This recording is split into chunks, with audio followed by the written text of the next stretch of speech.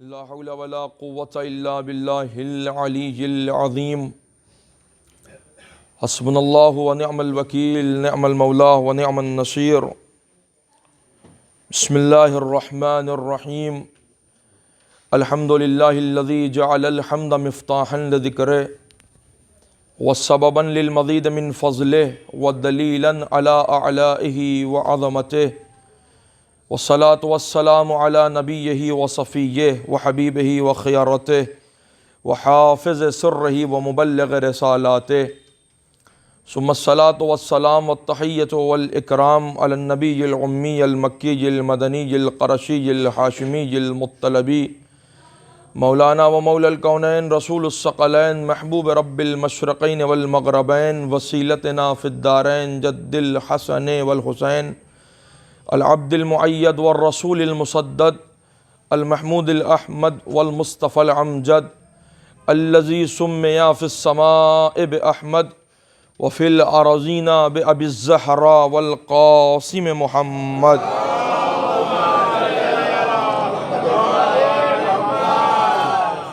وصلى الله على أهل بيته الأطيبين الأطهرين الأكرمين الأنجمين المعصومين المظلومين المنتخبين المنتجبين لا سيما بقية الله في الأراضين روحي وأرواح العالمين لتراب مقدمه الفداء ورحمة الله على أحبابهم وأصحابهم وأعوانهم وأنصارهم وشيعتهم ومواليهم أجمعين ولعنة الدائمة العبدية على أعدائهم وغاصب حقوقهم ومنكر فضائلهم ومصائبهم وشجاعتهم وسخاوتهم وولايتهم ونبوتهم وإمامتهم وعظمتهم وصداقتهم وعطشهم وعلمهم وقاتليهم أجمعين من يومنا هذا إلى صباح يوم الدين وبعد يوم الدين آمين يا رب العالمين.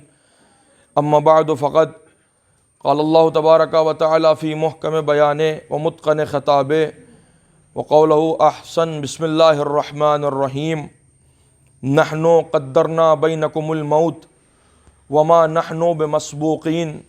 ایک صلوات بھیج دیں محمد و آل محمد.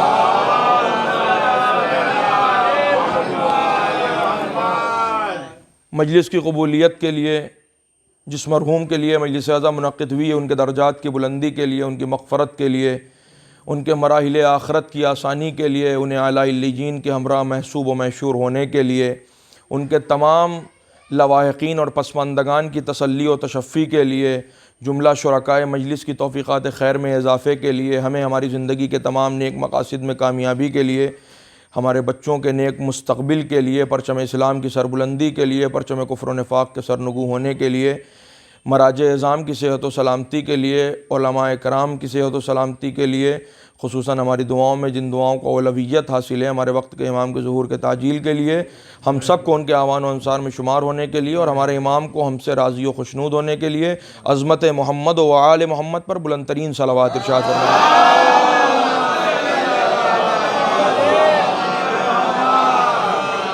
اور ان تمام دعاؤں کی قبولیت کے لیے ایک مرتبہ اور صلوات ارشاد فرما دیں.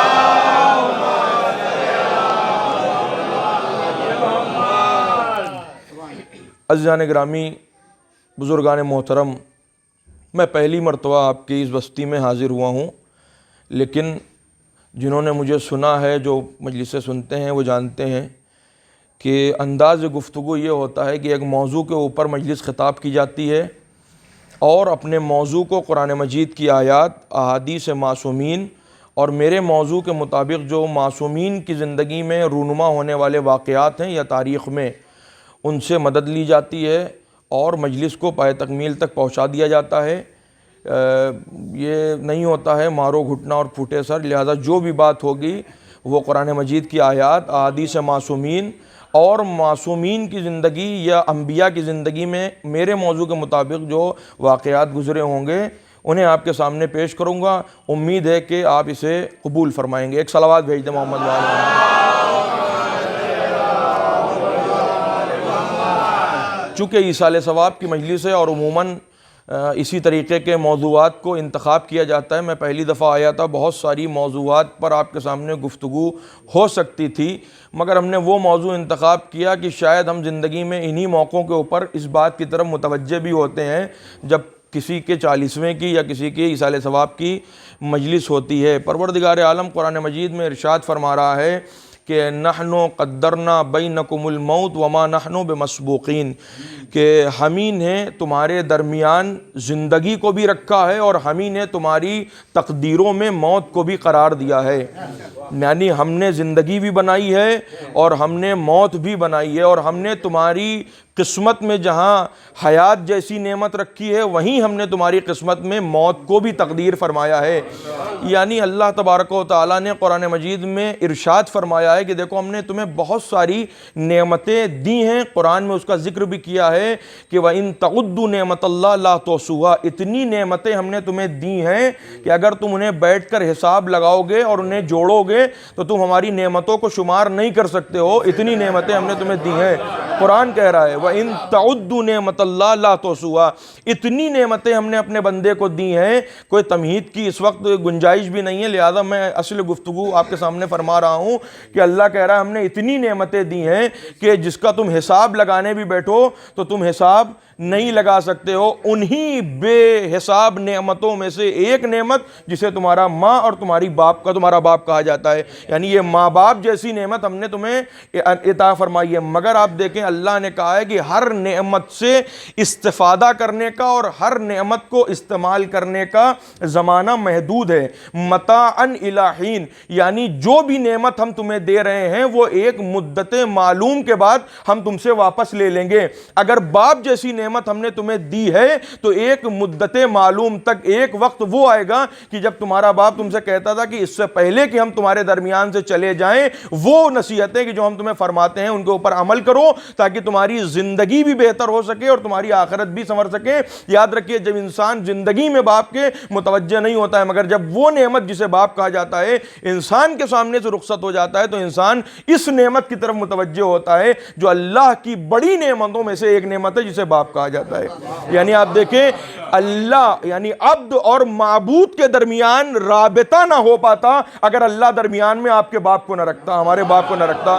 یعنی اللہ تبارک و تعالیٰ اپنے بندے اور اپنے کے درمیان رشتہ قائم نہ کر پاتا عبد اور معبود کا اگر باپ بیچ میں نہ ہوتا۔ اسی لیے اللہ تبارک و تعالیٰ نے باپ کو قرار دیا ہے بیٹے کے دنیا میں آنے کے لیے کہ باپ اپنے صلب سے رحم مادر میں تمہیں پہنچائے اور اس کے بعد وہاں ایک مدت معلوم تک ایک سفر تمہارا چلے اور اس کے بعد جو ہے ہم تمہیں اس دنیا میں لے کر آئے۔ مگر آپ دیکھیں ہمیں دنیا میں لانے کا جو سبب قرار پایا ہے اسے باپ کہا جاتا ہے۔ یعنی اللہ جب ہمیں دنیا میں لانا چاہتا ہے تو دنیا میں لانے کے لیے جس ذات کی اللہ کو ضرورت پڑے اسے ہمارا باپ کہا جاتا ہے۔ ایک صلوات بھیج دیں محمد و آل محمد۔ لہذا اللہ تبارک و تعالیٰ نے قرآن مجید میں ارشاد فرمایا ہے کہ نحن قدرنا بینکم الموت، ہم نے تمہاری تقدیروں میں موت کو قرار دیا ہے۔ وما نحن بمسبوقین، اور ہم یہ کرنے سے عاجز نہیں ہیں، یعنی ہم ایسا نہیں کہ یہ نہیں کر سکتے، ہم کر سکتے ہیں۔ جس طرح ہم تمہیں زندگی کی نعمت سے نواز سکتے ہیں اسی طریقے سے ہم تمہیں تمہارے مقصد حیات یعنی انا للہ و انا الیہ راجعون کہ ہم اللہ کی طرف سے آئے ہیں اور ہمیں پلٹ کے اپنے اللہ کی بارگاہ میں جانا ہے۔ ہو سکتا ہے تم دنیا کی رنگینیوں میں اتنا زیادہ غرق ہو جاؤ کہ تم اپنے اللہ کی طرف سے متوجہ نہ ہو سکو اور اپنی توجہ کو ہٹا لو، مگر کبھی کبھی تمہاری موت تمہارے اوپر آ کر بتائے گی کہ یاد رکھو تمہیں کسی نے بھیجا تھا اور تمہیں کہیں تک جانا تھا، تم اتنا زیادہ غافل ہو گئے تھے کہ ہمیں آنا پڑا اور تمہیں متوجہ کرنا پڑا۔ ایک صلوات بھیج دیں آپ محمد و آل محمد۔ لہذا یہ موت ہے کہ جو کبھی کبھی انسان کو آنے کے بعد اس کے مقصد حیات کی طرف متوجہ کرتی ہے کہ کیا تھا مقصد، اللہ کی طرف سے بھیجے گئے تھے، حیات امانت خدا تھی۔ اسی لیے آپ دیکھیں بعض اوقات بعض افراد جب ان کے اوپر موت آتی ہے تو وہ ان کے چہرے اترے ہوئے نہیں ہوتے ہیں بلکہ وہ خوش ہوتے ہیں، اس لیے کہ وہ جانتے ہیں کہ جو نعمت اب ہم سے سلب ہونے والی ہے اور جو موت ہمارے اوپر آنے والی ہے یہ بھی اللہ کی طرف سے ہے۔ اس لیے کہ آپ مثال کے طور پر ایک امانت کوئی ہمارے پاس رکھوائے اور امانت یہ کہہ کر رکھوا دے کہ 1 مہینے کے بعد ہم آپ سے یہ امانت لے لیں گے، شاید وہ امانت پیسے کی صورت میں ہو، مگر آپ دیکھیں موت اللہ کی امانت ہے، زندگی اللہ کی امانت ہے۔ جتنی جلدی انسان اس امانت کو اللہ تک پہنچا دے اتنا زیادہ انسان کے لیے جو ہے وہ خیر ہے، لہٰذا اسی لیے آپ دیکھیں کربلا میں امام حسین علیہ الصلوۃ والسلام کے لیے ملتا ہے نا کہ جیسے جیسے امام موت سے قریب ہو رہے تھے ویسے ویسے امام کے چہرے کے اوپر نورانیت بڑھتی چلی جا رہی تھی. جیسے جیسے امام حسین کے اصحاب اپنی جانوں کے نذرانوں کو پیش کر رہے تھے حسین کے چہرے کے اوپر نورانیت اور حسین کے چہرے کے اوپر اطمینان بڑھتا چلا جا رہا تھا. آخر کیوں؟ آپ دیکھیں دنیا میں جتنے بھی بڑے بڑے سورما اور بہادر ہیں، چاہے وہ جتنے بڑے سورما اور طاقتور ہوں، اگر انہیں پتہ یہ چل جائے کہ چند لمحے کے بعد ہماری موت واقع ہونے والی ہے تو اب تک جو طاقت تھی وہ طاقت ضعیفی میں تبدیل ہو جاتی ہے، پیشانی کے اوپر پسینہ آ جاتا ہے، بل پڑنے لگتے ہیں. مگر وہ حسین ہیں کہ جیسے جیسے موت سے قریب ہو رہے ہیں ویسے ویسے ان کا چہرہ نورانی ہوتا چلا جا رہا ہے. آخر کیوں حسین ابن علی کا چہرہ نورانی ہوتا چلا جا رہا ہے؟ موت تو لوگوں کے پسینے چھڑا دیتی ہے اگر کسی کو پتا چل جائے. یاد رکھیے، انسان اگر کوئی امانت کسی کے پاس رکھوائے تو جس کے پاس امانت رکھوائی جاتی ہے وہ پریشان رہتا ہے، یہاں تک کہ جیسے جیسے دن کٹتے جاتے ہیں امانت لینے والے کا دن قریب آتے جاتے ہیں، جس کے پاس امانت رکھی ہے وہ مطمئن ہوتا چلا جاتا ہے. ہاں 1 مہینے کے لیے کہا تھا، اب 20 دن گزر گئے ہیں، 10 دن باقی ہیں، یہاں تک کہ یہ سلسلہ ختم ہوا. جب امانت واپس دینے کا دن آیا، جیسے ہی ہم نے امانت دار کی امانت کو واپس کیا ہمارے یہاں اطمینان کے آثار مرتب ہو گئے. کیوں کہیں گے؟ اس لیے کہ ہم نے مال کی صورت میں جو کسی کی امانت رکھی تھی آج ہم نے امانت کو امانت داری سے لوٹا دیا ہے، لہذا ہم اطمینان ہو گئے. حسین ابن علی یہی بتا رہے ہیں، یہ زندگی اللہ کی امانت ہے، اس لیے کہ اب حسین اپنی موت سے قریب ہو رہے ہیں. جو امانت اللہ سے 60 سال پہلے حسین نے لی تھی آج وہ امانت حیات اللہ کو لوٹا رہے ہیں. جیسے جیسے امانت کو لوٹانے کا وقت قریب آ رہا ہے حسین کے چہرے پر اطمینان بڑھتا جا رہا ہے. ایک صلوات بھیج دیں محمد و آل محمد.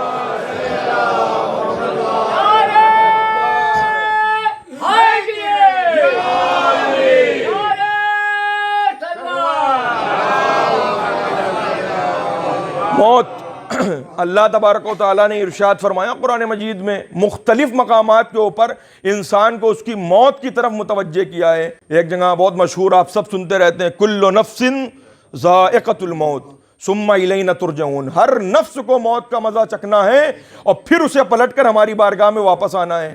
آپ دیکھیں بہت سارے افراد ہیں کہ جن کا اگر ذکر بھی ہم جن کے سامنے موت کا کر دیں تو ان کا موڈ خراب ہو جاتا ہے.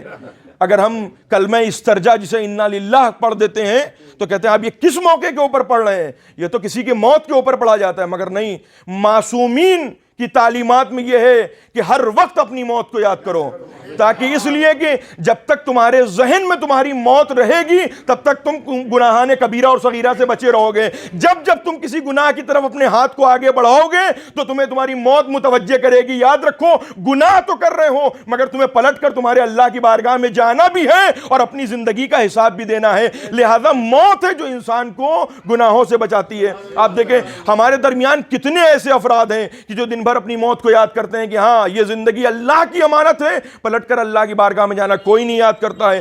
کسی کو اپنی موت نہیں پسند ہے، کون کہہ سکتا ہے نہیں بھائی ہماری زندگی بڑی اچھی زندگی ہے اور اس کے بعد ہم تو جتنا زیادہ ہو سکے اللہ کرے ہمیں جناب نوح کی عمر لگ جائے اور ہم 2500 سال زندہ رہیں. کوئی انسان یہ نہیں کہتا کہ ہمیں جلدی موت آ جائے تاکہ جتنا جلدی ہو سکے ہم اپنی اللہ سے ملاقات کریں، کوئی نہیں کہتا ہے. مگر آپ دیکھیں وہ معصومین علیہ السلام ہیں. ہمارا طریقہ یہ ہے کہ ہم موت کو پسند نہیں کرتے ہیں مگر آل محمد کا طریقہ یہ ہے کہ وہ موت کو پسند کرتے ہیں. اسی لیے امیر المومنین ارشاد فرماتے ہیں واللہ لابن ابی طالب آنس بالموت من الصبی بصدی الامہ. یاد رکھو علی اپنی موت سے اتنا ہی زیادہ مانوس ہے کہ جتنا ایک بچہ اپنی ماں کے شیر سے مانوس ہوتا ہے. مجھے اپنی موت اتنی ہی پسند ہے جیسے ایک بچے کو اس کی ماں کا دودھ پسند ہوتا ہے. ایک صلوات بھیج دیں ہم محمد و آل محمد.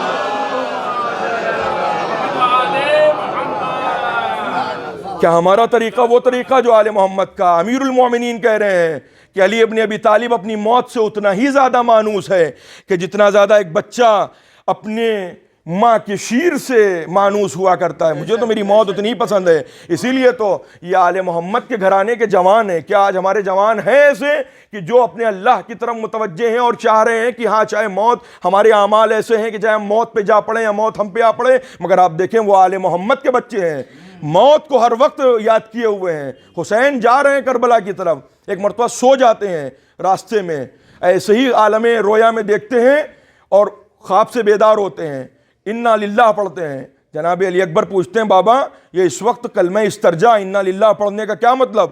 امام کہہ رہے ہیں کہ اے میرے لال علی اکبر, اب دیکھیں جوانان بنی ہاشم ہیں, یہ جوانان آل محمد ہیں جنہیں ہر وقت اپنی موت کی فکر ہے اور اپنے اعمال کے لیے اتنا مطمئن ہے کہ چاہے موت آ پڑے چاہے ہم موت پہ جا پڑیں, اعمال اگر درست ہیں تو پھر کوئی فرق نہیں پڑتا ہے. لہذا جناب علی اکبر کہتے ہیں بابا اس وقت پڑھنے کا کیا؟ کہا کہ ہم جا رہے ہیں کربلا کی طرف اور کوئی پیچھے پیچھے صدا دیتا ہوا آ رہا ہے کہ یہ قافلہ جیسے جیسے بڑھ رہا ہے موت اس کے تعاقب میں ہے, اس کے پیچھے پیچھے ہے.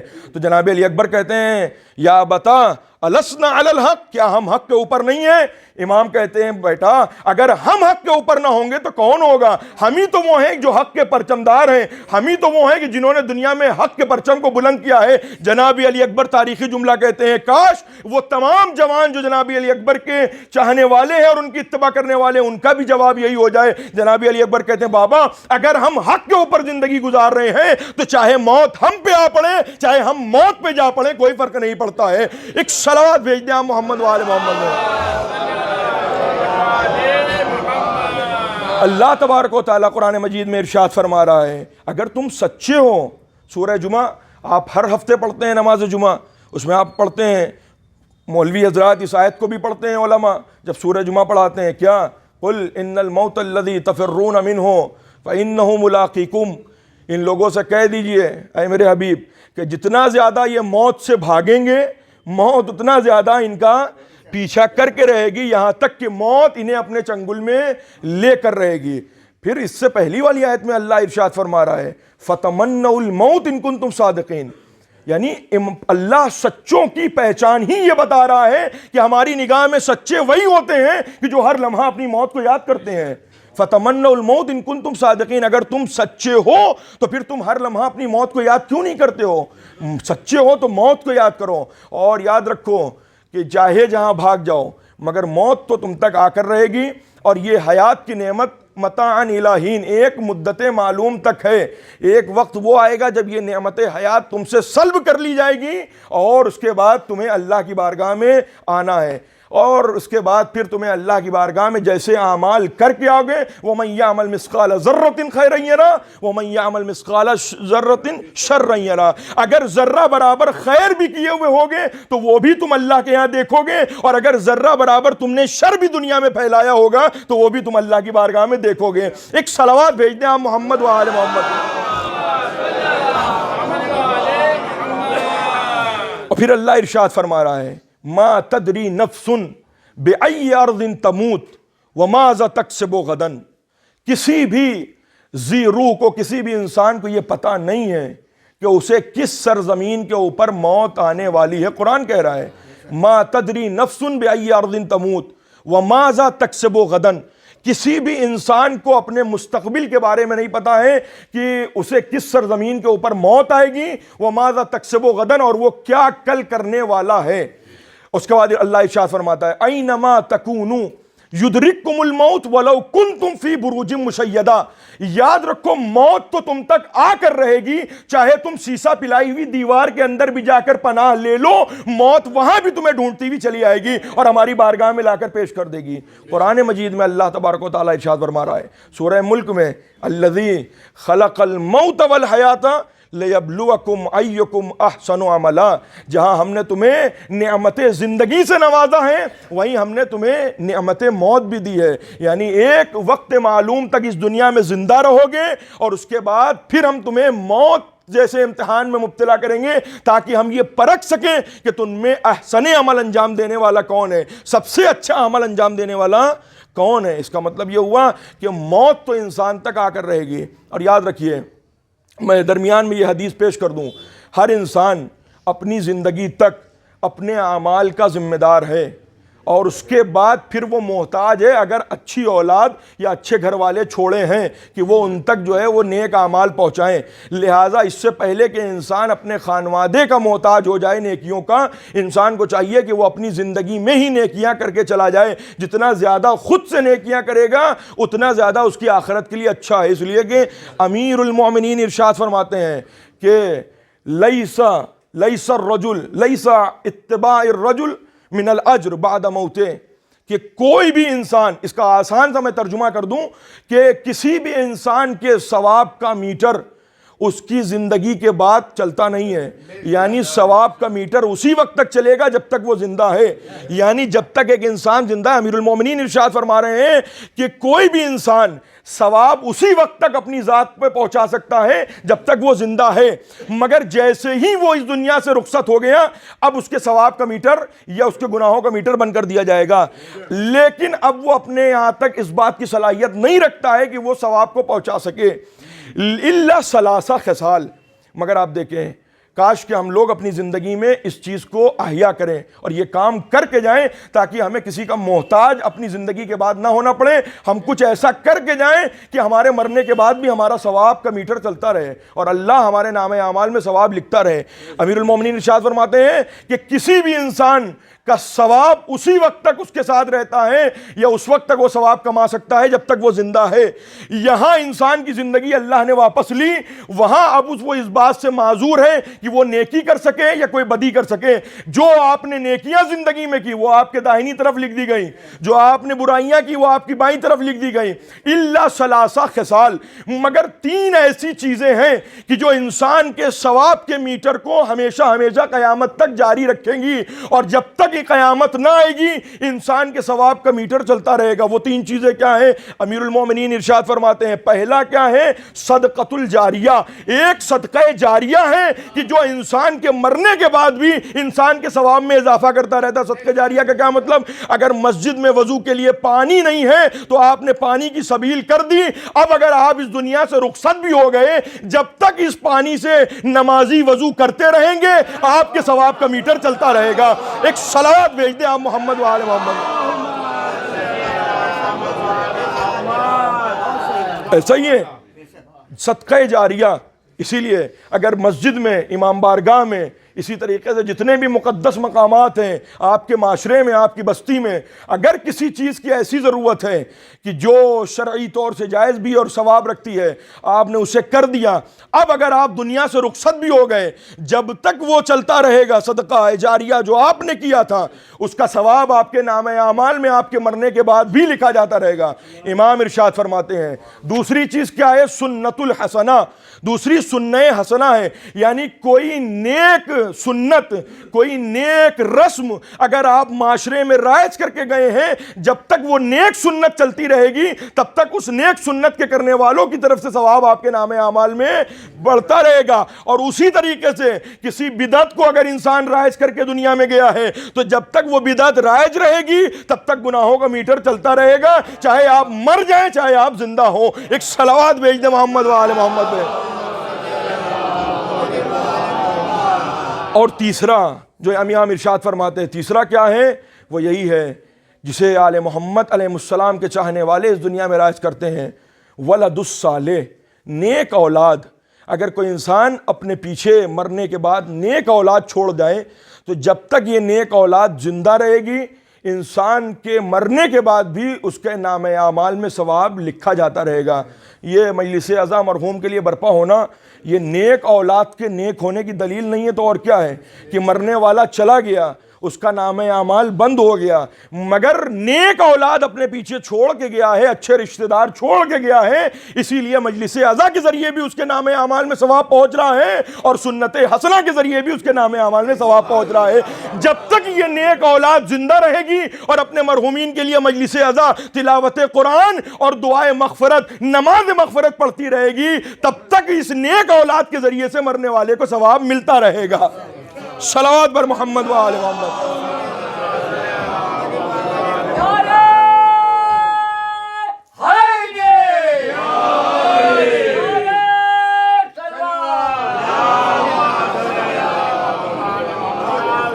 اسی لیے اللہ تبارک و تعالیٰ نے قرآن مجید میں ارشاد فرمایا ہے وَأَنفِقُوا مِمَّا رَزَقْنَاكُمْ حَتَّى يَأْتِيَ أَحَدُكُمُ الْمَوْتُ، کہ جو بھی تمہیں اللہ نے مال دیا ہے اسے اللہ کی راہ میں انفاق کر دو، اللہ کی راہ میں ضرورت مندوں تک پہنچا دو، حتیٰ یاتیا احدکم الموت، یہاں تک کہ تم میں سے کسی ایک کو موت آ جائے۔ یعنی کیا مطلب ہوا؟ یعنی جو اللہ نے تمہیں مال دیا ہے اسے اللہ کی راہ میں خرچ کر دو، اس سے پہلے کہ وہ مال اسی دنیا میں دھرا رہ جائے اور تمہارے کسی کام کا نہ ہو، اس سے پہلے اس مال کو اللہ کی راہ میں خرچ کر دو تاکہ وہ تمہاری آخرت کے لیے کام آ سکے۔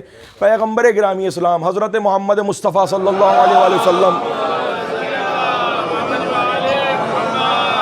ایک شخص پیغمبر کے پاس آتا ہے، آنے کے بعد کہتا ہے یا رسول اللہ کیا وجہ ہے کہ مجھے موت سے بہت زیادہ نفرت ہے اور مجھے دنیا سے بہت زیادہ محبت ہے؟ پیغمبر نے پوچھا کیا تمہیں اللہ نے مال و دولت سے نوازا ہے؟ تو کہتا ہے ہاں ہمیں اللہ نے مال و دولت سے نوازا ہے۔ تو یہ پیغمبر ارشاد فرماتے ہیں کہ اپنے مال کو اللہ تک پہنچا دو، پھر تمہیں موت سے محبت ہوگی اور دنیا سے نفرت ہوگی۔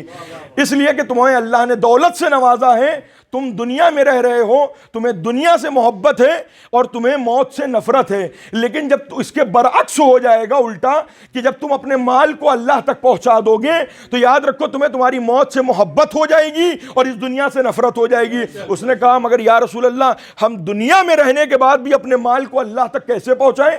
ہم اللہ تک اپنے مال کو کیسے پہنچائیں؟ پیغمبر نے اسی آیت کی تلاوت فرمائی وَأَنفِقُوا مِمَّا رَزَقْنَاكُمْ حَتَّى يَأْتِيَ أَحَدُكُمُ الْمَوْتُ، کہ جو بھی اللہ نے تمہیں مال دیا ہے اسے اللہ کی راہ میں خرچ کر کے اللہ تک پہنچا دو۔ یعنی دو گے یہاں تم محتاج کو مگر تمہارا مال اللہ تک پہنچ جائے گا، دو گے یہاں تم کسی مستحق کو مگر یہ تمہارا مال اللہ تک پہنچ جائے گا۔ پیغمبر نے ارشاد فرمایا کہ اے آنے والے شخص یاد رکھ قلب المرء ما مالو، انسان کا دل اس کے مال کے ساتھ وابستہ ہوتا ہے، جہاں تمہارا مال ہوگا وہی تمہارا دل ہوگا۔ اگر تمہارا مال گھر میں تجوری میں ہے تو تمہارا دل بھی وہیں تجوری میں ہے، تمہارا مال بینک میں ہے تو تمہارا دل وہیں بینک میں لگا ہوا ہے، اگر تمہارا مال دنیا میں ہے تو تمہارا دل دنیا میں لگا ہوا ہے، اگر مال اللہ کے یہاں ہوگا تو دل بھی اللہ کے یہاں ہوگا۔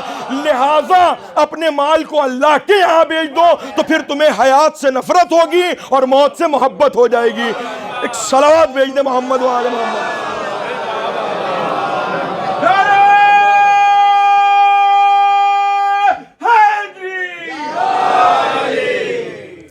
ایک صلوات بھیج دیں اور محمد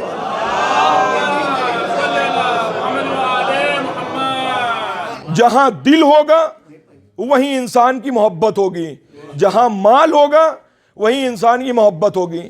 لہذا مال اللہ کے یہاں تک بھیج دو گے تو اب دل بھی اللہ کے یہاں ہوگا، مال بینک میں ہوگا تو تمہارا دل بھی بینک میں یا گھر کی تجوریوں میں کہیں ٹہلنا ہوگا، اور دنیا سے محبت بھی ہوگی، چیز کے کھونے کا ڈر بھی ہوگا۔ مگر جب مال اللہ کی راہ میں خرچ کر دو گے تو پھر یاد رکھو نہ تمہیں کسی چیز کے کھونے کا ڈر نہ کسی چیز کو پانے کا جذبہ، بلکہ صرف اللہ کی طرف تم متوجہ ہوگے۔ پھر برعکس ہو جائے گا، پھر تمہیں موت سے محبت ہوگی کہ اللہ جیسا ہو سکے جتنی جلدی میری موت آ جائے تاکہ میں بھی وہاں پہنچ جاؤں جہاں میرا دل ہے۔ ایک صلوات اور بھیج دے محمد و آل محمد۔ اور جان گرامی کوئی موت ایسی برحق حقیقت ہے زندگی کی کہ کسی بھی انسان کو اس سے فرار اختیار نہیں ہے۔ پیغمبر کے لیے اللہ نے ارشاد فرمایا انکا میتن، اے رسول اے محمد، آپ دیکھیں جس کے صدقے میں اللہ نے پوری کائنات کو خلق کیا ہو اسے محمد کہا جاتا ہے، اور اس محمد کے لیے اللہ قرآن میں کہہ رہا ہے اے میرے حبیب انکا میتن، آپ جو ہیں وہ اس دنیا سے رخصت ہو جانے والے ہیں، یعنی موت آپ کے اوپر بھی عائد ہوگی۔ اور پھر کہہ رہے ہیں اللہ تبارک و تعالیٰ پیغمبر سے ارشاد فرما رہا ہے اور ان لوگوں سے بھی کہہ دیجئے کہ یہ لوگ بھی اس دنیا سے رخصت ہو جائیں گے، اور اگر انہیں موت کے اوپر کسی بھی طریقے سے کوئی شک اور شبہ ہے تو ان سے کہہ دیجئے کہ یہ ذرا فانظر الی رحمت اللہ، کہ یہ لوگ جو ہیں اللہ کی رحمتوں کی طرف دیکھیں کہ اللہ نے کیسے ایک مردہ زمین کو بارش کے ذریعے سے دوبارہ زندہ کیا۔ اس لیے کہ ہم ہی وہ ہیں کہ جو موت اور حیات کے اوپر قادر ہیں۔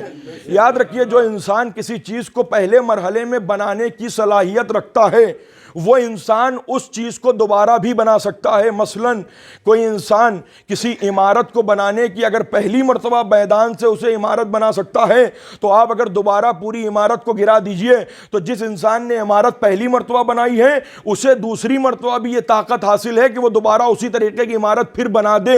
اس کا مطلب یہ ہوا کہ ایک دنیا میں انسان بھی اس بات کی طاقت رکھتا ہے کہ وہ ایک چیز کو دوسرے مرحلے میں دوبارہ بنا دے۔ تو پھر سوچئے، جس نے اس انسان کو دماغ دیا ہو، جس نے انسان کو عقل دی ہو، جسے خدا کہا جاتا ہے، کیا وہ انسان کو ایک زندگی کے بعد موت دے کر دوبارہ قیامت کے دن زندہ نہیں کر سکتا ہے؟ لہذا اللہ کہہ رہا ہے کہ ہم ہی وہ ہیں کہ جو تمہارے موت اور حیات کے اوپر قدرت رکھتے ہیں۔ اور اگر تمہیں شک ہے تو تم دیکھو کیسے ہم نے اس زمین کو بارش کے ذریعے سے، جو بنجر پڑی ہوئی تھی، ہم نے کیسے اسے بارش کے ذریعے سے ہری بھری کر دیا ہے۔ جو کھیت اور کھلیان سے رکھتے ہیں تعلق، وہ جانتے ہیں کہ جب بارش ہوتی ہے تو وہ زمین میں جو چھپے ہوئے پودے ہوتے ہیں، جو سرسبز اور شادابیاں ہوتی ہیں، جیسے ہی اللہ کی رحمت برستی ہے وہ سرسبز اور شاداب پودے نکل کر باہر آ جاتے ہیں اور اس معاشرے کو خوبصورت بنا دیتے ہیں۔ اسی طریقے سے اللہ کہہ رہا ہے ہم تمہیں پہلے مرحلے میں زندگی دیں گے، پھر ہم تمہیں مردہ کریں گے، اور پھر ہم اس بات پر قادر ہیں کہ تمہیں قبر کی تاریکیوں سے نکال کر پھر سے ہم زندہ کریں۔ بس دنیا میں جب پیدا کریں گے کبھی تمہارے باپ کو وسیلہ بنائیں گے، کبھی تمہاری ماں کو وسیلہ بنائیں گے، مگر جب قیامت کے دن قبر سے اٹھائیں گے تو کسی کو وسیلہ نہیں بنائیں گے، بلکہ ایک سور پھونکیں گے اور کہیں گے ہو جاؤ، اور تم ہو جاؤ گے۔ اس لیے کہ ہم نے تمہیں پہلی دفعہ بنایا ہے، ہم تمہیں دوسری دفعہ بھی بنا سکتے ہیں۔ صلوات بھیج دے محمد وعلیہ وسلم۔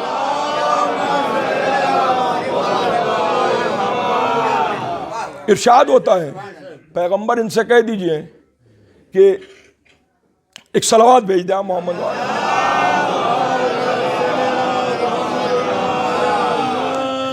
کہ اگر یہ موت کے بعد دوبارہ پلٹوائے جانے کے اوپر شک کرتے ہیں، ان کنتم فی ریب من البعث، اگر ان سے کہیے کہ یہ موت کے بعد ہم کیسے زندہ کیے جائیں گے اور مٹی سے پھر ہمیں اللہ کیسے وجود میں لائے گا قیامت کے دن، ان سب کے اوپر شک و شبہ کرتے ہیں، تو ان سے کہہ دیئے انا خلقناکم من تراب، ہم نے انہیں پہلی مرتبہ مٹی سے پیدا کیا، ثم من مضغہ، پھر ہم نے انہیں ایک خون کی شکل میں ان کی ماں کے رحم میں رکھا، ثم من مضغۃ علقہ، پھر ہم نے انہیں مضغے سے علقے کی شکل میں رکھا، یعنی ایک گوشت کے لتھڑے کی شکل میں، اس کے بعد پھر ہم نے انہیں مضغہ مخلقہ کی شکل میں، یہ سب اللہ قرآن میں ارشاد فرما رہا ہے کہ ہم نے تمہیں کیسے کیسے پیدا کیا۔ اور اس کے بعد اللہ کہہ رہا ہے کہ جب تک ہم نے چاہا انہیں ان کی ماؤں کے شکم میں رکھا جو ان کے لیے سب سے بہترین پناہ گاہ تھی، لہذا ہم نے وقت معینہ تک یعنی 9 مہینے تک انہیں ان کی ماں کے شکم میں محفوظ رکھا، اور جب ہم نے 9 مہینے کی مدت مکمل کر لی تو ہماری ہی مرضی سے یہ اس دنیا میں آئے۔ اور اس کے بعد ان سے کہہ دیجئے اگر ہم اتنا سب کرنے کے اوپر قادر ہیں تو کیا ہم انہیں موت کے بعد دوبارہ زندہ کرنے کے اوپر قادر نہیں ہیں؟ یاد رکھیے، ہم نے انہیں ایک خون سے ایک لتھڑے میں تبدیل کیا، گوشت کے ایک لتھڑے سے ہم نے جیسا چاہا ویسا ان کے شکل اور شمائل کو بنایا ان کے ماں کے شکم میں، یعنی ہم وہ ہیں کہ جنہوں نے شکم مادر میں ہی ان کو شکل و شمائل عطا کر دیا۔ تو جو خدا ماں کے شکم میں بھی ہمیں تصویر دے سکتا ہے وہ مرنے کے بعد قیامت کے دن دوبارہ ہمیں بنا سکتا ہے۔ اس لیے کہ جو مصور پہلی مرتبہ بنا سکتا ہے وہ مصور دوسری مرتبہ بھی بنا سکتا ہے۔ صلوات پر محمد وآل محمد۔ لہذا ان سے کہہ دیجئے کہ موت کے بعد کی زندگی کے اوپر شک نہ کریں، اور اگر شک وک ہو تو ذرا سا بنجر زمینوں کے اوپر جب بارش ہو تو دیکھ لیں کہ کیسے ہم انہیں مردہ ہونے کے بعد زندہ کرتے ہیں۔ بس جیسے زمینیں زندہ ہوتی ہیں اسی طریقے سے یہ بھی زندہ ہوں گے۔ فرق ہو سکتا ہے یہاں ہم نے انہیں زندگی دی ماں کے ذریعے سے، وہاں ہم ایک کن کے لیے اشارہ کریں گے اور یہ مٹی سے انسان کی شکل میں مجسم ہو کر بازار محشر میں ہمارے سامنے کھڑے ہو جائیں گے۔ لہذا موت ایک برحق حقیقت ہے۔ آپ دیکھیں قرآن مجید میں بہت سارے واقعات ہیں۔ سورہ یاسین آپ پڑھتے ہیں نا، جب کوئی ہمارے ہاں مسئلہ یہ ہے کہ قرآن اللہ تبارک و تعالیٰ نے اس لیے بھیجا ہے تاکہ وہ انسان کو شفا دے سکے.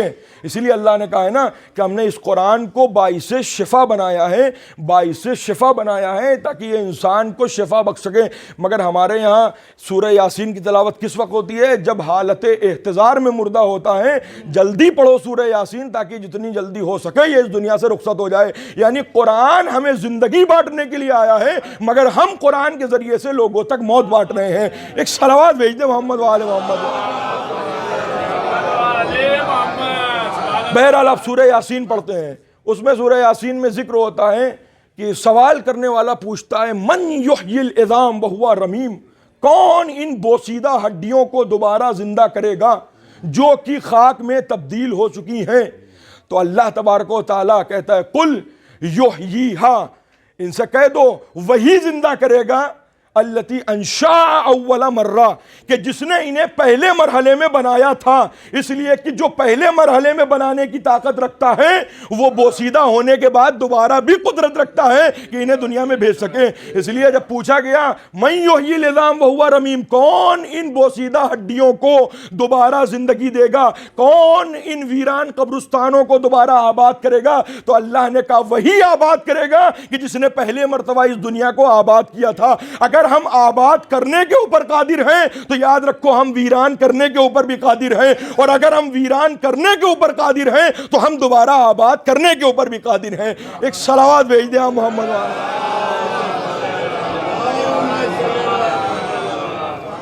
واقعات ہیں، انسان کو اپنی موت کو بلانا نہیں چاہیے، ہر وقت انسان موت کو یاد رکھے. امیر المومنین نہج البلاغہ میں ارشاد فرماتے ہیں ایھا الناس اتقوا اللہ، تقوی اختیار کرو، اللہ کا تقوی اختیار کرو.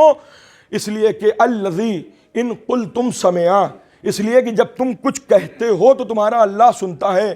اب ذرا سا میں اپنے دل پہ ہاتھ رکھ کے اور آپ اپنے دل کے اوپر ہاتھ رکھ کے بتائیے کہ کیا ہماری جو دوستانہ نشستیں ہوتی ہیں وہ اس قابل ہیں، یا ہم اس طریقے کی گفتگو، اس طریقے کی زبان اپنی محفلوں میں استعمال کرتے ہیں، یا ایسی باتوں کا انتخاب کرتے ہیں کہ جسے ہمارا خدا سنے تو ہم سے راضی ہو جائیں. آپ یاد رکھیے بعض اوقات ایسا ہوتا ہے کہ ہماری محفلیں اتنا زیادہ گالی گلوچ اور گندی باتوں سے بھری ہوئی ہوتی ہیں کہ خدا تو خدا ہماری بستی کا ایک قاعدے کا مولوی بھی ہماری محفل میں نہیں آ سکتا ہے. تو چہ جائے کہ خدا کی بات. مگر امیر المومنین نہج البلاغہ میں کیا ارشاد فرما رہے ہیں کہ اے لوگوں یاد رکھو جب تم کچھ کہتے ہو تو تمہارا اللہ تمہاری باتوں کو سنتا ہے. وَإِنِ ازْمَرْتُمْ عَلَىٰ مَا، اور جو تمہارے دلوں میں چھپے ہوئے راز ہیں انہیں بھی تمہارا اللہ جانتا ہے. وَبَادِرُ الْمَوْتِ، اور اس کے بعد یاد رکھو اپنے اللہ کی طرف سے جو موت تمہارے لیے منتخب کی گئی ہے اس کو ہر وقت جو ہے وہ یاد رکھو. اس لیے کہ الذی ان نسیتموہ ادرککم، اگر تم موت کو بھلا بھی دو گے تو موت آئے گی اور تمہیں یاد دلائے گی کہ ہم اللہ کی طرف سے ایک نعمت تھے جو زندگی کے ساتھ ساتھ تمہارے ساتھ تھے، مگر تم نے ہمیں بھلا دیا تھا. تو اس کا مطلب یہ ہے اگر تم موت کو بھلا بھی دو گے تو امیر المؤمنین کہہ رہے ہیں موت آئے گی اور تمہیں یاد دلائے گی کہ دیکھو جس طرح حیات تمہارے لیے ایک نعمت تھی اسی طریقے سے موت بھی تمہارے لیے اللہ کی ایک نعمت ہے. بس میں نے عرض کیا جناب عزیر نبی، آپ سب جانتے ہیں جناب عزیر نبی ایک ویران بستی سے گزر رہے ہیں. قرآن نے پورا ذکر کیا ہے کہ جناب عزیر نبی گزر رہے ہیں اور گزرتے گزرتے ایک ویران بستی میں پہنچے اور ویران بستی کو دیکھنے کے بعد کہتے ہیں کہ کیا اللہ اسے بھی دوبارہ آباد کرے گا تو؟ تو اللہ تبارک و تعالیٰ نے وہیں جناب عزیر کے ساتھ کیا، ان کا کھانا اور سواری کے لیے ان کا گدھا. اور جیسے ہی انہوں نے یہ کہا کہ کیا اللہ یہ ویران بستی بھی دوبارہ آباد ہوگی اور اسے بھی تو دوبارہ زندگی دے گا، اس بستی کو دوبارہ آباد کرے گا، تو فوراً اللہ تبارک و تعالیٰ نے جناب عزیر کی وہیں کے اوپر روح نکال لی اور اس کے بعد جناب عزیر وہیں کے اوپر موت کی نیند سو گئے. یہاں تک کہ جناب عزیر کو جب اللہ نے دوبارہ زندہ کیا ہے، سب قرآن میں موجود ہے، تو جناب عزیر سے پوچھا کہ یہ بتاؤ کتنا سوئے؟ تو جناب عزیر نے کہا جب سویا تھا تب سورج زوال کی طرف تھا، اب جب اٹھا ہوں تو سورج جو ہے وہ غروب کی طرف ہے. اس کا مطلب یہ ہے کہ ایک دن یا اس سے تھوڑا سا زیادہ میں سویا ہوں. اللہ نے کہا اے عزیر 100 سال سوئے ہوں, ذرا اپنے بغل میں گدھے اور اپنے کھانے کی طرف توجہ کرو. جیسے ہی جناب عزیر نے دیکھا تو کھانا ویسے ہی تازہ تھا جیسے 100 سال پہلے عزیر لے کے آئے تھے, اور گدھا جو تھا وہ بوسیدہ ہڈیوں میں تبدیل ہو چکا تھا. اللہ تبارک و تعالیٰ نے کہا اے عزیر تم ایک دن نہیں بلکہ تم 100 سال سوئے ہو, اور کھانے کو اور اپنے گدھے کو دیکھ کر ہماری قدرت کا اندازہ لگاؤ. جسے تمہارا اللہ رکھنا چاہے اسے کوئی برباد نہیں کر سکتا ہے, اور جسے تمہارا اللہ نہ رکھنا چاہے اسے کوئی آباد نہیں کر سکتا ہے. اب دنیا ہم سے یہ نہ پوچھے کہ ہمارا امام زمانہ کہاں غیبت میں ہے اور 1000 سال سے کہاں ہے. اما عزیر کی مثال دیکھ لو. عزیر کا کھانا اللہ نے رکھنا چاہا اچھا تو 100 سال بھی کھانا تازہ رہا, گدھے کو نہ رکھنا چاہا تو وہ ختم ہو گیا. بس اسی طریقے سے اگر اللہ کسی کو رکھنا چاہے تو وہ ہمارے امام کی شکل میں 1200 سال بعد بھی پردے غیب میں زندہ و جاوید رہتا ہے, اور ایک دن پردے غیب سے آ کے بتائے گا کہ ہم وہ ہیں کہ جو اللہ کی قدرت ہیں. صلوات بر محمد و آلہ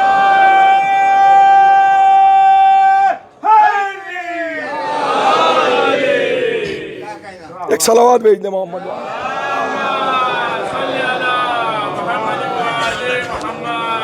ہم وہ ہیں کہ جو باقی رکھنے کے اوپر بھی قادر ہیں, اور ہم وہ ہیں کہ جو باقی نہ رکھنے کے اوپر قادر ہیں. ہم چاہیں تو عزیر کے کھانے کو قیامت تک تازہ رکھیں, اور ہم چاہیں تو اپنی آخری حجت کو قیامت تک پردے غیب میں رکھیں, یہاں تک کہ ہماری مرضی سے وہ اس دنیا میں ظہور بھی کریں, اور اگر دنیا پوری طریقے سے ظلم اور جور سے بھر بھی جائے تو ہماری ہی قدرت سے وہ اس ظلم و جور سے بھری ہوئی دنیا کو عدل اور انصاف سے بھر دیں. ایک اور صلوات بھیج دیں محمد و آل محمد. اسی طریقے سے آپ دیکھیں, بس میں اپنی منزل کی طرف آ رہا ہوں, آپ دیکھیں کہ کس طریقے سے اللہ نے قرآن مجید میں مثالیں پیش کی ہیں موت اور حیات کی, کہ اگر زندگی کی نعمت دی ہے تو تمہیں موت کا ذائقہ بھی چکھنا ہے. اسی لیے سلیمان نبی کا واقعہ قرآن میں یہ سب موجود ہے, یہ سب ہماری نصیحت کے لیے اور ہماری ہدایت کے لیے. کیوں واقعات کو اللہ نے قرآن مجید میں رکھا؟ تاکہ ہم ان سے سبق حاصل کریں, ہم اپنی مقصد حیات کی طرف متوجہ ہوں کہ جس نے ہمیں نعمت حیات سے نوازا ہے وہی ہم سے اس نعمت کو لے لے گا, اور ہمیں اسی کی بارگاہ میں پلٹ کے جانا ہے. جس دن انسان اس بات کی طرف متوجہ ہو جائے کہ اللہ کی طرف سے آئے ہیں اور اسی کی طرف پلٹ کے جانا ہے, تو گناہوں سے انسان بچ جائے اور اچھے کاموں کی طرف عبادت الہیہ میں انسان مصروف ہو جائے. لہٰذا جناب سلیمان نبی کا واقعہ آپ نے سنا ہے, کتنی بڑی حکومت جناب سلیمان کو اللہ نے دی تھی, مگر آپ دیکھیں جس وقت جناب سلیمان نبی کے اوپر موت آئی ہے, پہلے زمانے یہ ہوا کرتا تھا جو آج بھی ہوتا ہے, آپ کے ہاں اگر مکان وغیرہ کی تعمیر ہوتی ہے, یہاں بھی ہوتا ہے, ہمارے یہاں بھی ہوتا ہے, کہ اگر مکان بن رہا ہوتا ہے اور اگر آپ مزدوری کے اوپر بنوائیے تو جہاں آپ مزدور کی نگاہوں سے ہٹے وہ بیٹھ کر اپنے جو ہے وہ پان مسالے میں مصروف ہو جاتے ہیں, اور اس کے بعد جیسے ہی آپ آگے وہ فوراً کام کرنے لگتے ہیں.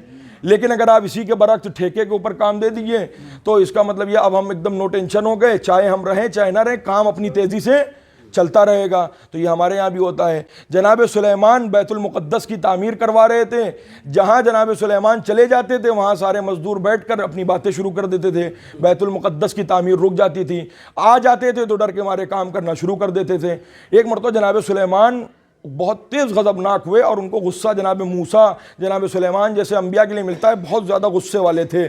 لہذا جناب سلیمان غصہ ہوئے, اپنے عصا کو اپنے ہاتھ میں پکڑا اور اپنے ڈنڈے کو لے کر کھڑے ہو گئے دھوپ میں, اور کہا اس وقت تک میں یہاں سے نہیں ہٹوں گا جب تک بیت المقدس کو میں تعمیر نہ کرا لوں, اور اب میں یہیں کھڑے ہو کر تم لوگوں سے بیت المقدس بنواؤں گا تب تک جب تک کہ تم بنا نہ دو گے. اور اس کے بعد جناب سلیمان کھڑے ہو کر بیت المقدس کی تعمیر کروانے لگے.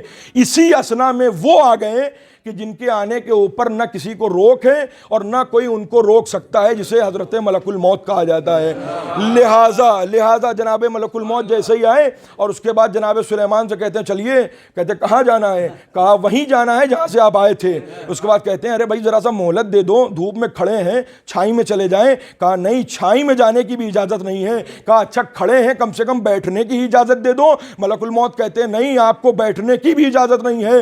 تاریخ کہتی ہے جس حالت میں جہاں کھڑے تھے وہیں سے ملک الموت نے جناب سلیمان کی روح کو قبض کر لیا. بس آپ دیکھیں پہچانیں, آپ منزلت اور فضیلتوں کو پہچانیں. یہ سلیمان نبی ہیں کہ جن کے پاس ملک الموت آتا ہے تو اتنی اجازت نہیں دیتا ہے کہ دھوپ سے چھائی میں چلے جائیں, یہ کھڑے ہیں تو بیٹھ جائیں, مگر وہ در جناب فاطمہ زہرا کا احترام ہے کہ جہاں ملک الموت آیا ہے تو آنے کے بعد فاطمہ سے اجازت مانگ رہا ہے, اے شہزادی اگر آپ کی اجازت ہو تو اندر آئیں اور اگر نہ ہو تو اسی دروازے پر کھڑے رہیں. ایک صلوات بھیج دے محمد و آل محمد.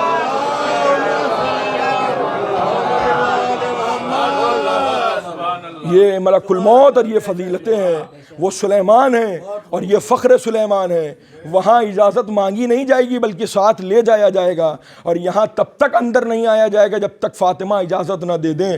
یہ در فاطمہ کی فضیلت ہے کہ ملک الموت جہاں کسی کے لیے کسی بھی اجازت کا طلبگار نہیں ہے, وہاں جب فاطمہ کے دروازے کے اوپر ملک الموت آئے گا تو پھر وہ اجازت طلب کر کے آئے گا. بس اللہ تبارک و تعالیٰ نے قرآن مجید میں جہاں انسان کے لیے عرض فرمایا ہے کہ ہم دیکھو دنیا میں تمہارا چند طریقے سے امتحان لیں گے اور تمہیں آزمائش میں مبتلا کریں گے, جہاں مال اور اولاد کے لیے بھی یہ کہا ہے کہ یہ مال اور اولاد تمہارے لیے امتحان کا ایک طریقہ ہے. کبھی اللہ نے حیات دی پھر حاضر ہونے کا شرف حاصل ہوا تو اسی امتحان کے اوپر آپ کے سامنے گفتگو ہوگی کہ اللہ کہہ رہا ہے کہ یہ مال اور یہ تمہاری اولاد یہ تمہارے لیے امتحان کا ایک ذریعہ ہے, اس کے ذریعے ہم تم سے امتحان لیں گے. کبھی تمہیں اولاد دے کر تمہارا امتحان لیں گے, کبھی تم سے اولاد لے کر تمہارا امتحان لیں گے, کبھی مال دے کر تم سے امتحان لیں گے, کبھی تم سے مال چھین کر تم سے واپس لے کر سلب مال کر کے تم سے امتحان لیں گے. اسی طریقے سے اللہ نے کہا ہے, آپ دیکھیں وہ کتنا رحیم پروردگار ہے.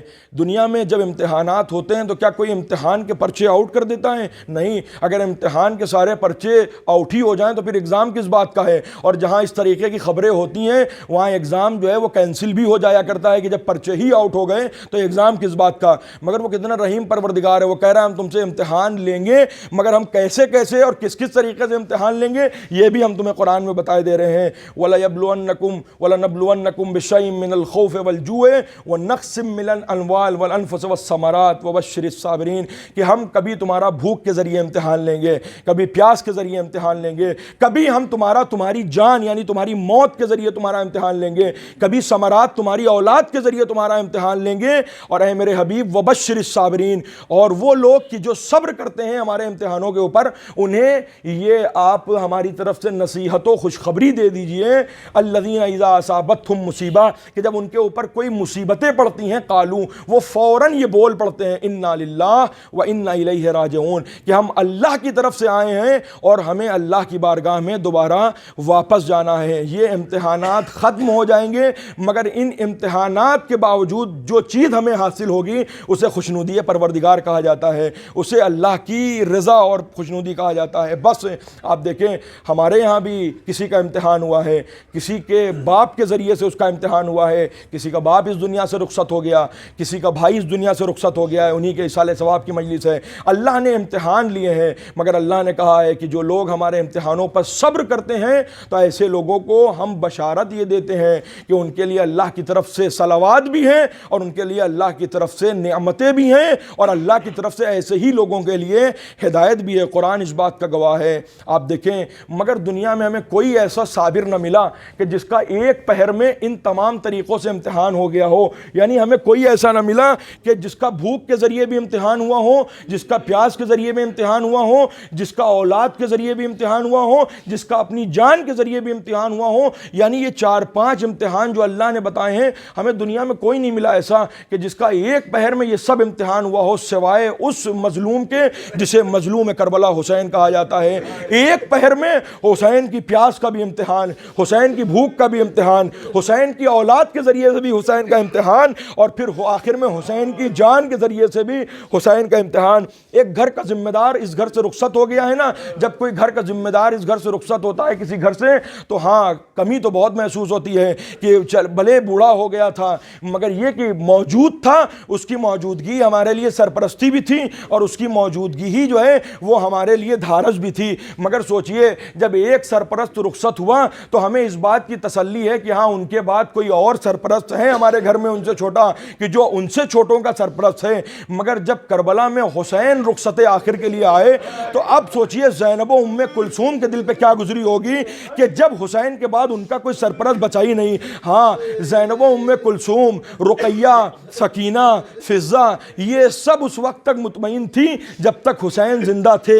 ہاں اگر سب چلے گئے ایک کے بعد ایک شہادتیں نوش کر لی ہیں تو کوئی بات نہیں, ابھی ہمارے قافلے کا سید و سردار, ابھی ہمارا سردار حسین زندہ ہے, ابھی تو اس کاروان کا کاروان سالار زندہ ہے, ابھی تو حسین ابن علی زندہ ہیں, کسی کے بھائی بھی ہیں, کسی کے بابا بھی ہیں, کسی کے آقا بھی ہیں, کسی کے چچا بھی ہیں. ہاں ابھی تو حسین نے یتیمان مسلم کے اوپر دست شفقت پھیرا تھا باپ کا کہ اگر تمہارا باپ مسلم اس دنیا سے رخصت ہو گیا تو تم اپنے آپ کو یتیم نہ سمجھنا, ارے حسین زندہ ہے. مگر اب ان یتیمان مسلم کے اوپر کیا گزر رہی ہوگی کہ جب حسین در خیمہ پر رخصت آخر کے لیے آئے ہوں گے اور آنے کے بعد کہا ہوگا یا زینب و ام کلثوم علیکن منی السلام, یا رقیۃ یا فضہ علیکن منی السلام, ارے تمہارے اوپر حسین کا آخری سلام ہو. اور اس کے بعد روایت یہ کہتی ہے, مقتل کربلا لکھتے ہیں کہ جیسے ہی زینب حسین کا سلام آخر سنتی ہیں فوراً کہتی ہیں بھیا اگر جانا چاہتے ہیں تو چلے جائیے, مگر بیویاں یہ چاہتی ہیں ہم ایک حلقہ بنائیں اور آپ آخری مرتبہ حلقے کے درمیان آئے. ارے بیویوں نے حلقہ بنایا, حسین حلقے کے درمیان آئے, مگر مقتل کربلا نے لکھا ارے جیسے ہی حسین کی نگاہ زینب کے چہرے پر پڑی, ارے عصر عاشور کے بعد کا منظر یاد آیا, ارے حسین زاروں قطار رونے لگے, یہی میری بہن زینب, ارے اس کے سر سے چادر چھینی جائے گی, ارے جسے کبھی سورج نے بھی بے ردا نہ دیکھا ہو, ارے وہی میری بہن زینب بے ردا کوفہ و شام میں پھرائی جائے گی. ارے جب سکینہ کے چہرے پر نگاہ پڑی ہوگی, ارے یہی میری بچی سکینہ, ارے جس کے رخسار نازنین کے اوپر تماچے لگیں گے اور اس کی بالیاں چھینی جائیں گی, کان زخمی ہو جائیں گے, لیجئے وہ رخصت تو بیان نہ ہو سکے گی.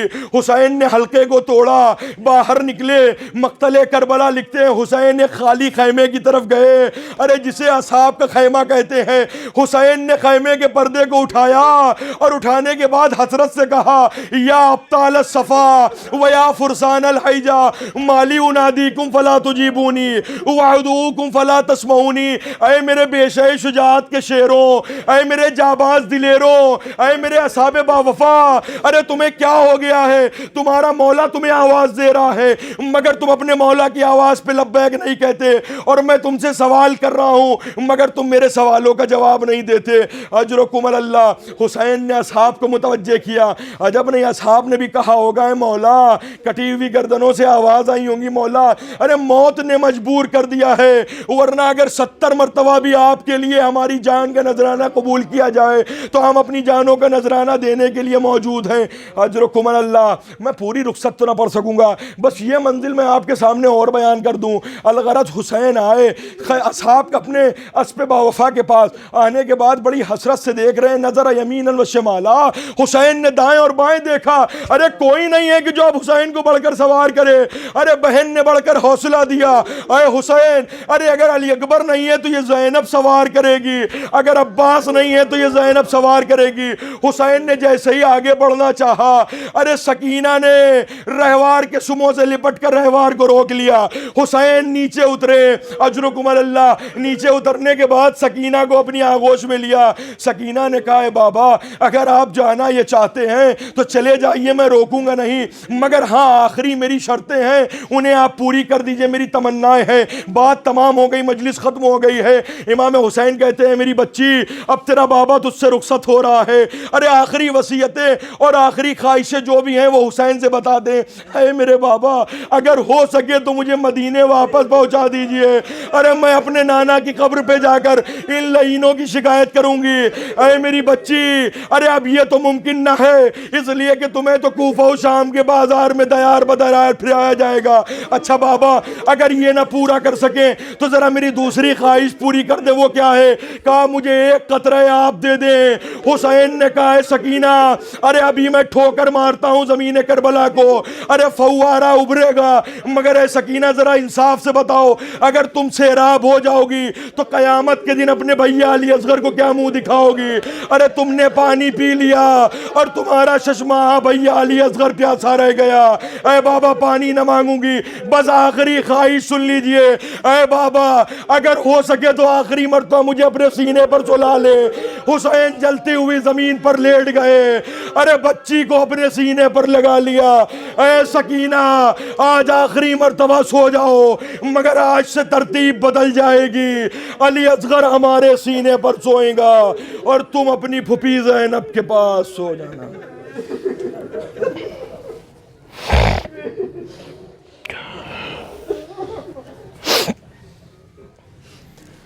وَسَيَعْلَمُ الَّذِينَ ظَلَمُوا أَيَّ مُنقَلَبٍ يَنقَلِبُونَ إِنَّا لِلَّهِ وَإِنَّا إِلَيْهِ راجعون رضا بقضائه وتسليما لأمره لا معبود سواك يا غياث المستغيثين يا ملجأ المؤمنين يا غافر المذنبين يا أرحم الراحمين اللهم تقبل منا إنك أنت السميع العليم وتب علينا إنك أنت التواب الرحيم برحمتك يا أرحم الراحمين اللهم اغفر للمؤمنين والمؤمنات والمسلمين والمسلمات الأحياء منهم والأموات تابع اللهم بيننا وبينهم بالخيرات اللهم اغفر لحينا وميتنا وشاهدنا وغائبنا وذكرنا وأنسانا صغيرنا وكبيرنا حرنا ومملوكنا برحمتك يا أرحم الراحمين۔ آخر کلام میں آپ حضرات سے پھر گزارش ہے، ایک مرتبہ سورہ حمد، 3 مرتبہ سورہ قل واللہ احد کی تلاوت فرما کر مرحوم و مغفور جناب نہال اصغر صاحب، ابن محمد اصغر صاحب اور اس خانوادے کے جتنے بھی مرحومین ہیں ان سب کی ارواح مطہرہ کو ایصال فرما دیں۔